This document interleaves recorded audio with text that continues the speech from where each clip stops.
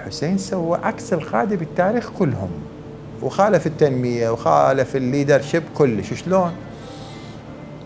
الحسين كان يطرد المناصرين مالته بالصورة. شلون يطردهم؟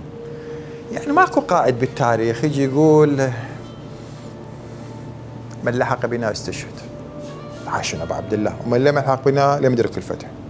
من كان باذلا فينا مهجته، يعني اخذ روحه، انا اخذ الدم مالته، اللي جاي ترى راح اموته. ابو عبد الله ما صايره بالتاريخ انه قائد يطرد المناصرين مالته، يجمعهم واعدهم بشغلات وانطيهم.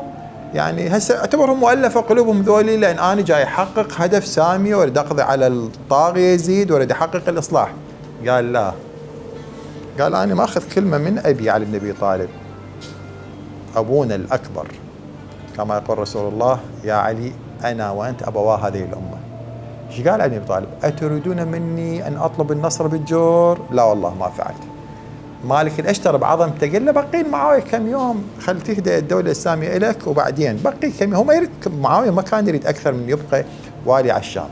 قال له لا، هذا انا اعيد عدم شرعيته واعطيه شرعيه، بالتالي ما اريد. حسين كان يريد المفروض يجمع ذول الانصار معتقدين ب 100% ويكون صادق وياهم.